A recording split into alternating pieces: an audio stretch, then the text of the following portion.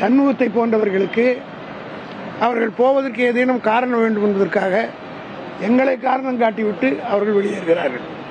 ஆக அவர்களால் குறிப்பாக சி.வி. சண்முகத்தை பற்றி உங்களுக்கெல்லாம் தெரியும். தொடர்ந்து பதவியிலே இருந்தவர். 2021 கூட அவர் தோத்த உடனே 2022 எம்பி ஆயிட்டார். இப்போ ராஜினாமா பண்ணியிருக்கார். ஆக சில பேருக்கு பதவி அரிப்பு இருக்கும். நீங்கள் அகில இந்திய அளவில் கூட எடுத்துக்கொண்டாலும் பிஜேபியில் இருக்கவங்க காங்கிரஸ் ஆட்சி வந்தால் காங்கிரஸுக்கு போவாங்க.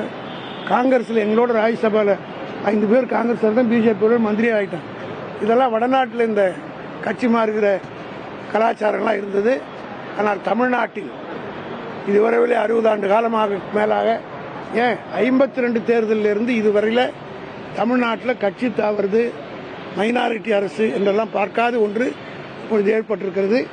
இந்த நேரத்தில் எங்களுடைய தலைவர் தெளிவான முடிவெடுத்து நாங்கள் எதிர்க்கட்சியாக செயல்படுவோம் என்று சொல்லிவிட்டார். இன்றைக்கு எங்களுடைய கட்சியின் சார்பில் எதிர்க்கட்சி தலைவராக இருக்கிற உதயநிதி ஸ்டாலின் அவர்களும் தெளிவாக சட்டமன்றத்திலே தன்னுடைய உரை ஆற்றியிருக்கிறார். ஆகவே அவர்கள் உடைவதற்கு எங்களை காரணம் காட்டுவது என்பது அவர்கள் திசை திருப்பதற்கு மட்டுமல்ல, ஏதோ ஒரு காரணத்தை தேடிக்கொண்டு அந்த காரணம் போவதற்கு முடிவு எடுத்து விட்டார்கள். பழமொழி சொல்லுவாங்க, எவ்வளவுதான் நீ பூட்டி ஒருத்த வச்சாலும் ரொம்ப நாளுக்கு வச்சிருக்க முடியாது, அது கதை உடச்சிட்டு போவான்னு சொல்லுவாங்க. அதுபோல இவர்கள் பூட்டி வைக்கப்பட்டிருக்கிறவர்கள் கதை உடைத்து கொண்டு போவதற்குரிய காரணங்களை தேடி அடைகிறார்கள். அதற்கும் திமுக எந்த காலத்திலும் இப்படிப்பட்ட ஒரு முடிவை நான் முதல்ல தேர்தல் முடிவு வந்த உடனே சொன்னேன். இது 2 பேரும் இணைஞ்சு எடுக்க போறீங்கன்னா these are all speculations and rumors ன்னு சொன்னேன். I made it very clear on the very next day itself. அதுதான் இன்னி வரல எங்களுடைய ஸ்டாண்ட். அதிமுக மட்டும் சொல்லல, கூட்டத்தில் இருக்கக்கூடிய சிபிஎம் உடைய தேசிய இல்ல அதை மறுத்து விட்டார்.